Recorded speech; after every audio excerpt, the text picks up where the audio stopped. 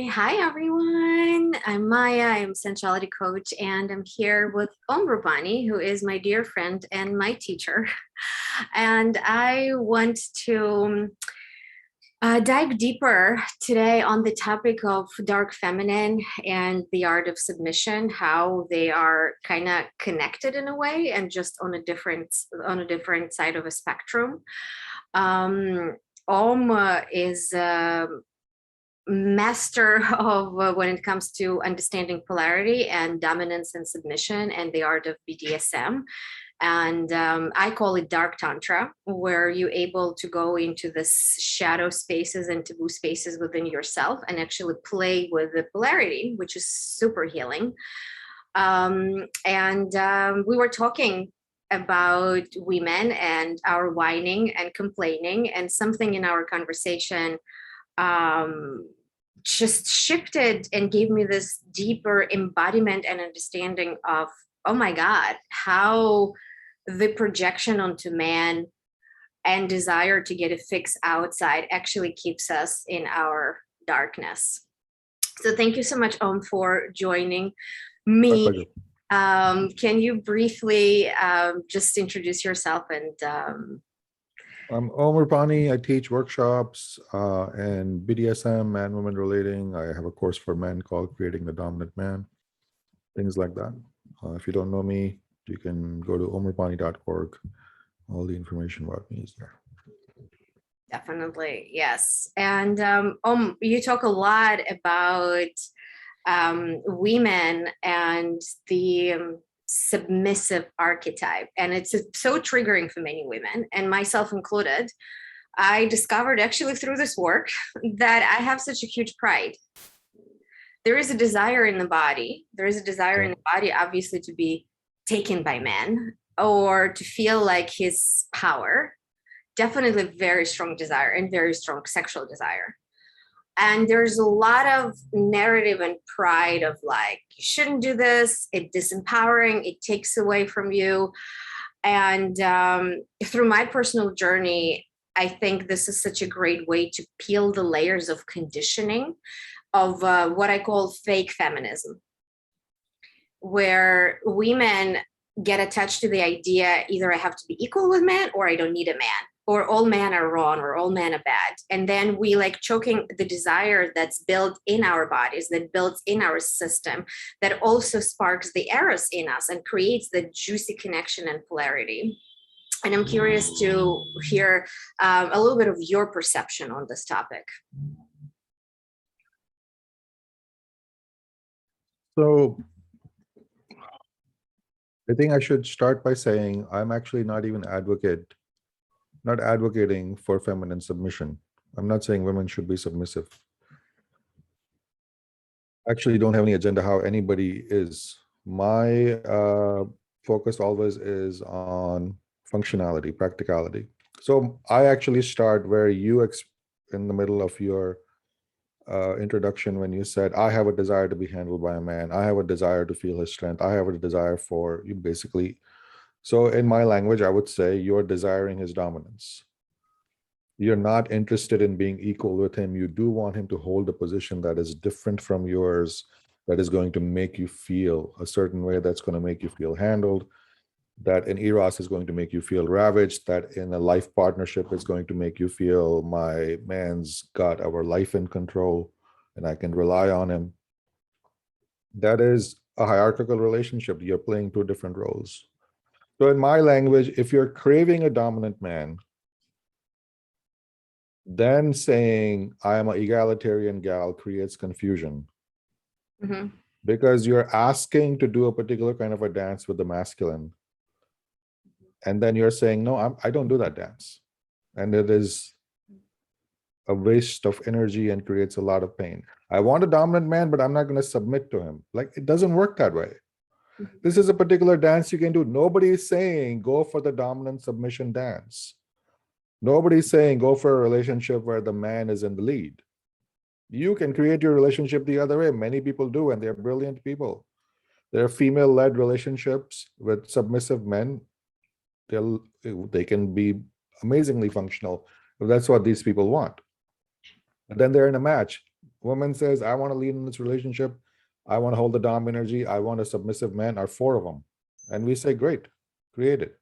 You want it, they want it, it's a happy match. You're adults, do what you want. Confusion I see all over the place today is when women ask for what they want in the masculine, they want the dominant man. I want to be handled in bed. I want him to make more money than I do. I want to feel contained when I lose my shit. I want a strong man. I'm like, okay, those are all the qualities of a woman saying, I need my man to be dominant. Then learn to play the complementary part. That's kind of all the education I'm offering. How to do this dance, right? So the shadow pieces come in where you want this, but you don't want to stand by it.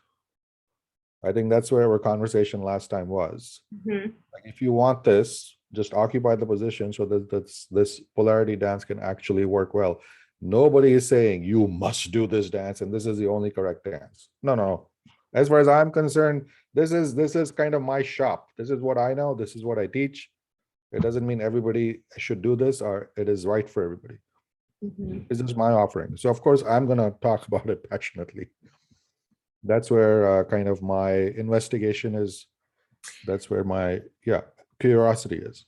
Well, I truly believe that in order to have a juicy, successful relationship that feels good for both partners, there should be a polarity. Again, I'm not, you know what? I'm not even going to say that universally. If there are people out there who are completely content in a lack of polarity, I have no objections or anything to say your relationship should not be this way. I have no desire to say to anybody, your relation should not be this way, right? My emphasis always is somebody is asking for the dom sub dance, but they're not like understanding how to do it. And I'm like, I can kind of show you. But if you are in your shadow yourself, you want the man to be dominant, but you don't want to submit to him, you have a shadow problem here. Yeah. This is a shadow problem. I want this, but my identity can't be here. Yeah. Well, then exit. Then create an egalitarian. No. I want to be handled by my man. Well, then be handled by him. Yeah. Well, that's what I want to talk about, because the course that I'm offering, Irresistible Woman, I would love you to be a guest speaker, right? And you will be teaching a class on the art of submission. And what I'm presenting and what I'm offering women is finding that irresistible woman, which is a sovereign woman, which knows what she wants and in peace with her desires, right? So there is an acceptance and there is a desire to feel, because I truly believe in what I teach is we need each other to experience, right? To go kind of like to the edges of the polarity. And as a woman, you cannot fully experience your femininity without having a man who would hold the masculine pole for you. So that's the topic that I want to talk about. And there's a lot of conditioning and fears around that, because there's a lot of this ideas of projection and blame and of figuring out who's right or wrong and power struggle in a relationship. Is there a question for me?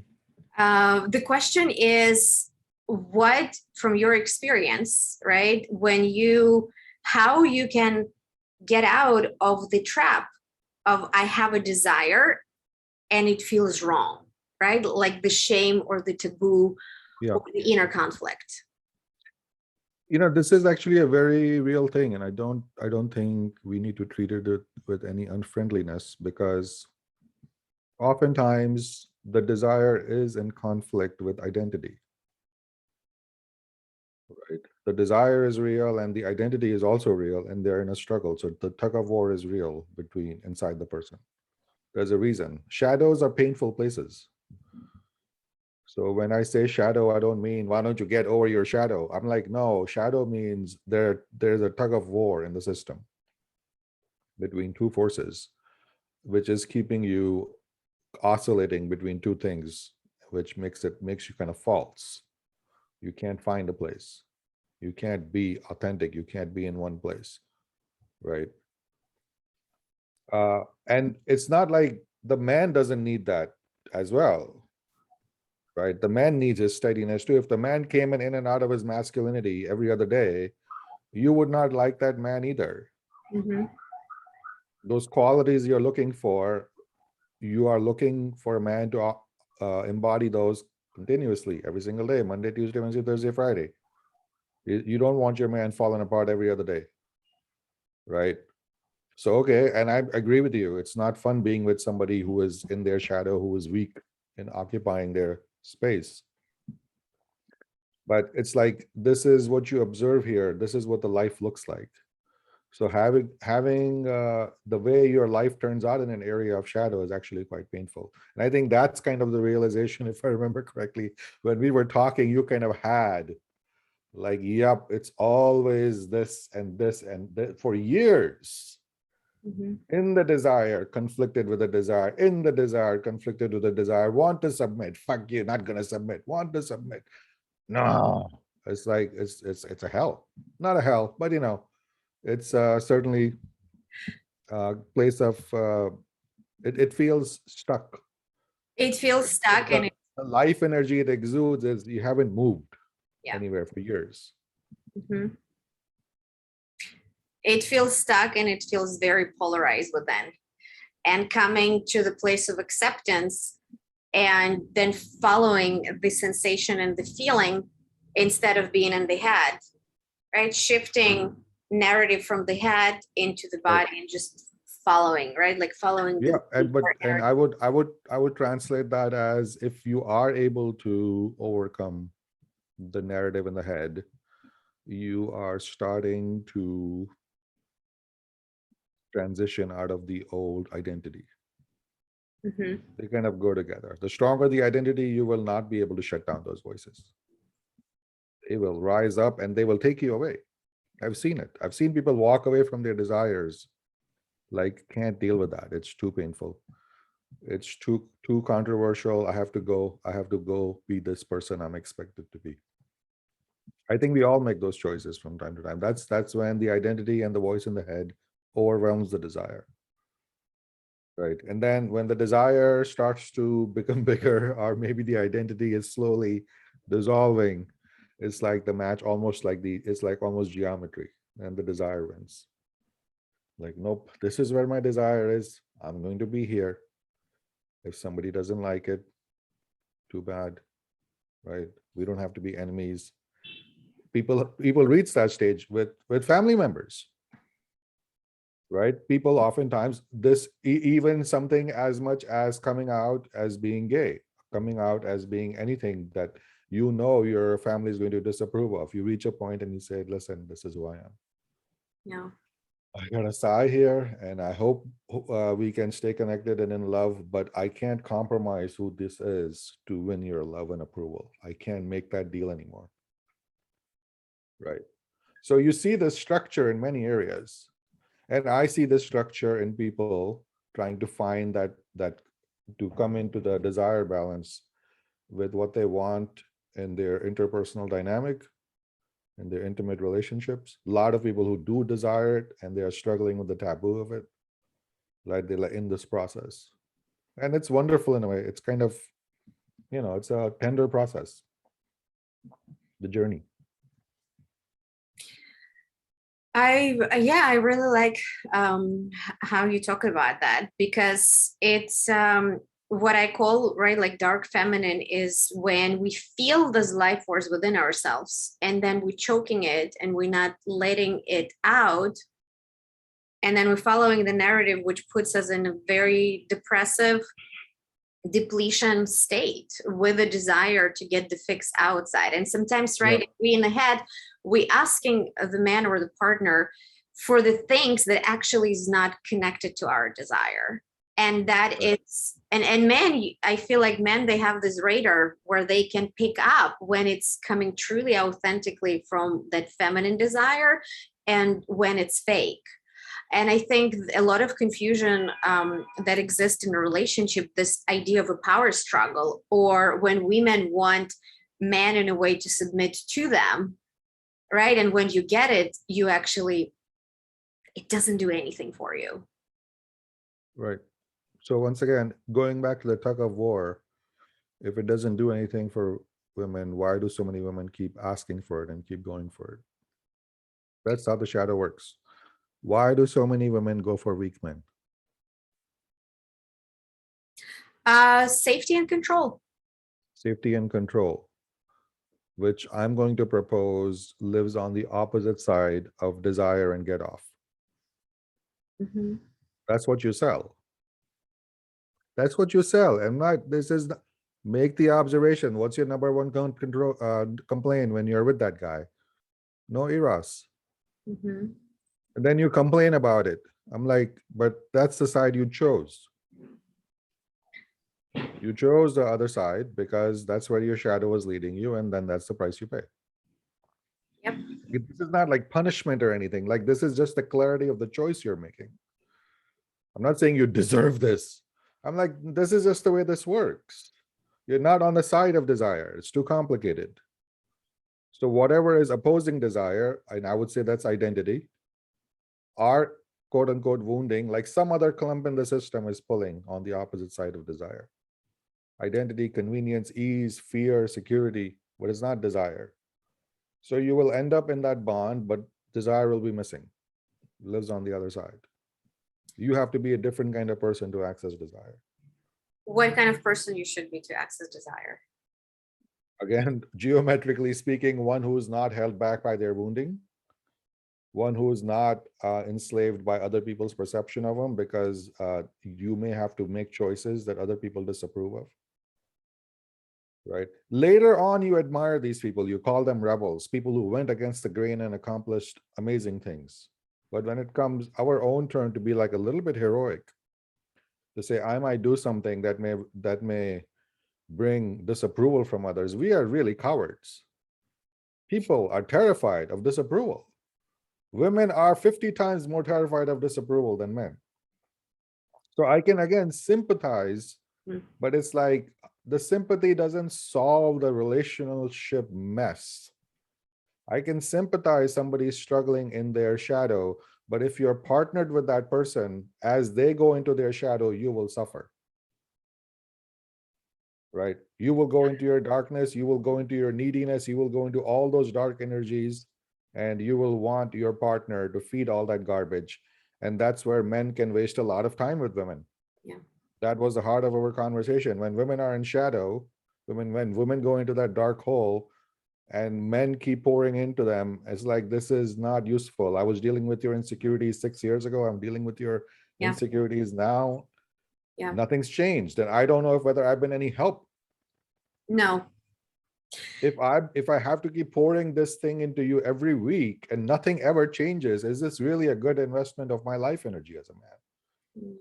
Right? Because I think within our own families, I mean, most people I talk to can give an example, even with their own father, grandfather, someplace where the man just wasted away his energy trying to make a woman happy who would never be happy. Yeah, because this darkness that we experience within ourselves, and the way I call it, right, it's constantly that desire for more. But because of misinterpretation of what it is that you truly desire, it's like a dark hole where it's never enough. You want, I don't know, you want more attention, or you want more affection, or you want more niceness, or you want some other, there's desire for more that cannot be fulfilled because you're not owning your desire, right? There is the approved version of your desire instead of reaching underneath of what are you truly desiring.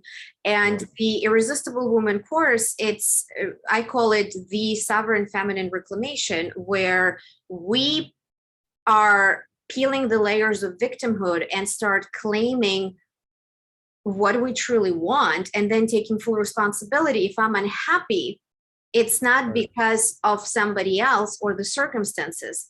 It's because I'm choosing to stay in it or continue doing things that are not working. So it's a lot of confrontation and really taking that feminine sovereignty and the choice that we have available for us, choosing ourselves and choosing our desires, and then peeling the conditioning, victimhood, and helplessness. I hear you. I mean, the word sovereignty kind of resonates with me. I kind of have my own, actually don't know whether this is the actual definition of sovereignty, but when I hear sovereignty, the image I get is like a fabric that's in integrity, fabric without holes in it. There's Yeah. a fullness to it, right? It doesn't have gaps. You're not going to fall through. Like imagine a beautiful spread of like golden threaded fabric. I'm like sovereignty, right? To me, what that means is, and this is something that is a very big piece of the masterfully submissive woman conversation, that's your esteem. That's the third center. A completely flourishing third center to me looks like that. Spread of golden fabric flapping in the wind, but completely solid, right? Beautifully shimmering, but there are no holes in it. Yeah. And where the esteem is missing, desire will collapse. Desire will collapse, your integrity will collapse, your relationship agreements will collapse. And it is ultimately the holes in the esteem center that are that hole that you're trying to fill from the outside, and they can't be filled from the outside. That's why you can waste years in it, trying to fill it from the outside, and just doesn't do the job. Because we're lying to ourselves first and foremost. I would say relying on yourself. I mean, that sounds to me, it sounds very like American ethic, self-reliant, but to me, that's a spiritual. It's a spiritual level. It's not at the level, not even at the level of the character. No, I Esteem said to we me are needs to lying. be We're not telling truth. We're not being honest with ourselves. And right, right. we're saying things that we conditioned to say, or we're asking for things that we conditioned to ask for without Right. understanding what sets me on fire, right? Right. Or like what creates the connection, or what makes me feel most alive. And that was my personal journey. Yeah. Right? How I discovered this work and this experience, and how I was able to connect to that true feminine yearning within myself when I was able, right, to, when my head was telling me, don't do this, but my body was like, yes, I want this. And started with just me giving a permission to explore this, no matter how scary it was. And I really like that you said that we as women, we afraid to not to be liked, or not to be accepted, Yeah. not to be approved. I'm not even saying that's inherently a bad thing. I'm saying it just plays a very big factor when you have a call in life, which is a bit controversial. Those who are inclined to be agreeable are going to struggle with it more. To me, that's just kind of the way the terrain is. I'm not even judging it. I see it. It's easier for men to leap in a little bit because they fear failure less, they fear disapproval less. As a result, they are courageous. That's what we say courage is. Mm-hmm. People willing to plunge in. But there's a reason they're courageous, is they're kind of built to be a little bit more disagreeable. They don't rely on other people's approval, public approval that much. There's a built-in rebellion in the masculine, which I think is a healthy thing. And I think there is more built-in agreeableness in the feminine, right? This is like in the big five personality traits. This is not particularly controversial. So that renders women terrible rebels. So when time comes to make a desire that is a bit rebellious, they struggle a lot more, right? They struggle a lot more against public disapproval. That's why I think the work we do, the more it shifts in this direction, the more easier it'll be for women to come on board, right? If like celebrities started approving this work or this paradigm, all of a sudden be like, well, if they're all doing it, it's easier to do it. It's not as rebellious anymore. It's going mainstream. Yeah, we need, of course, we need be led by example. And it's so true. When you said that, I reflected on how I grew up and what kind of dynamic in a relationship I saw. And it's perplexed.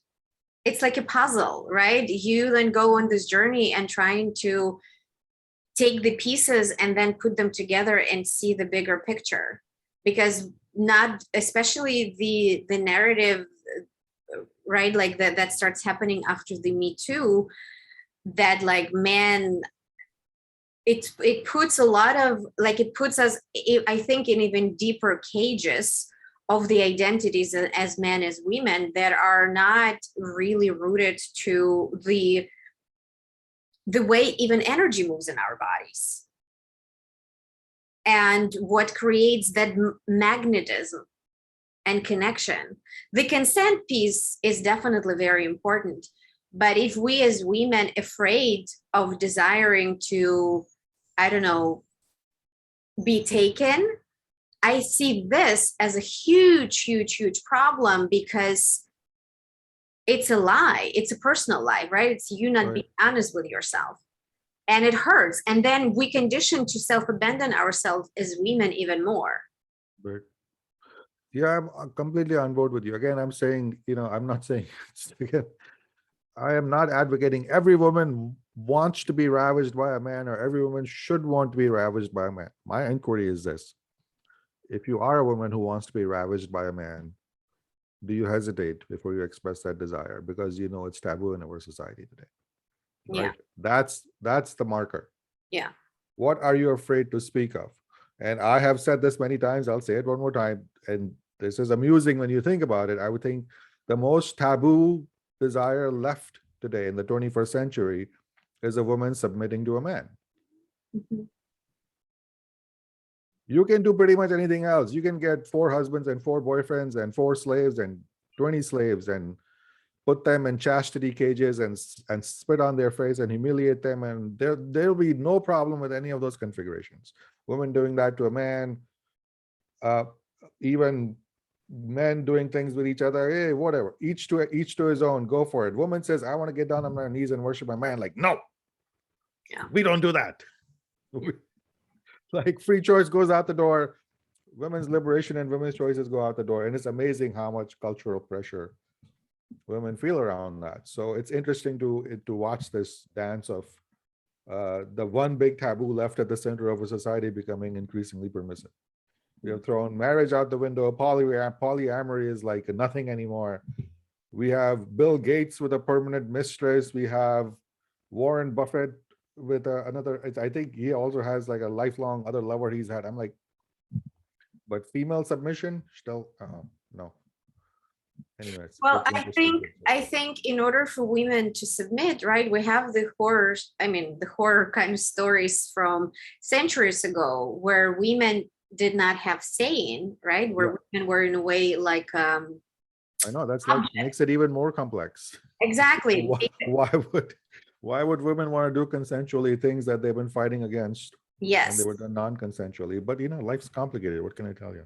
And consent, I think it's the biggest piece. And what we're talking about and what I want you to share in the course is consensually, when you're in permission of your desire, how you can navigate it and how you can access this. Because in order for you consensually and consciously to go into submission in your relationship dynamics, you need to know yourself, and you need to be very sovereign within yourself, and you also need to know your boundaries, and you need to be able to speak up as a woman, and you need to be able to ask for what you want, and then you need to trust your partner first and foremost. And there should be love, right, and desire to really open that femininity like a flower and being seen and witnessed in it.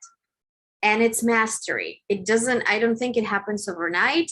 It's true mastery and work of both parties. But I really want to share this work with women, how in a safe way you can access these parts of yourself and not be a victim of the conditioning or shame and guilt that we have in a society around this topic.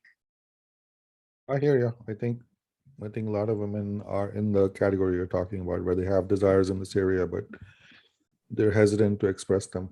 I think what I hear in what you said is ultimately, even the dance of polarity, you do it in such agreement. This is all a co-conspiracy, right? So one of the most productive and happy things that happen when somebody comes out of their shadow is they stop wasting so much useless time with each other. Now they're just working together. Yeah. Working together to get their desires met. Yes. Which is why they came together in the first place. Why do you pick a partner? I have desires this partner can meet, and vice versa. And I'm like, why are people wasting so much time in relationships doing the opposite, sabotaging each other, railing against each other, sabotaging their own desires? Like, it's a waste of time. It's like finally two people who said we were going to dance a tango are coming together and dancing a tango. Look at that. Oh, first one said I want to dance a tango, it says I want to dance a tango, then they quit halfway, then they say I don't want to do it, tango is evil, how can you ask me to dance? Like, nothing's happening. Yeah. And now two people are like, this is one dance we can do, we're agreeing to do it because we like this dance, this is the way this dance works, that's where I come in. Best I know, I can teach you how this dance works well. Try it on. I think it's more functional than most of the shit people are trying out there right now. It's really dark out there, the stories I hear. Yeah. And it starts with women knowing and embracing fully who they are, which we are not trained to do because we rely on expectations. Because there's this idea of I want to be accepted and I want to be loved and I want to be good. I want to be this good girl. And that's, I think, the biggest trap. And I think the good girl again comes back to, it's another way of saying they're agreeable creatures. They're terrified of, yeah, and that's true independence, right? Or that's true sovereignty, where you owning fully with full acceptance who you are, and you're going for your desires, and you're able to ask for it. I'll give you a hint. I'll give you a hint from my course, which is where do you fall down in this path? Where are your obstacles? Everywhere there's a hole in the third center, you will fall through it. Ultimately, this journey is about building esteem. Yeah. Personal power, third chakra, 100%. Yeah. Yeah. And that's what the Irresistible Woman is all about, how to finding your personal power, true personal power, your power, not what society wants from you, not what your parents wants from you, religion or whatever, you. And using that as a reference first and foremost. Thank you so much, Om. I am my pleasure. Super excited to bring this magic to women and have you as a guest teacher talk about such an important topic. Thank you. Good. Agree. Right.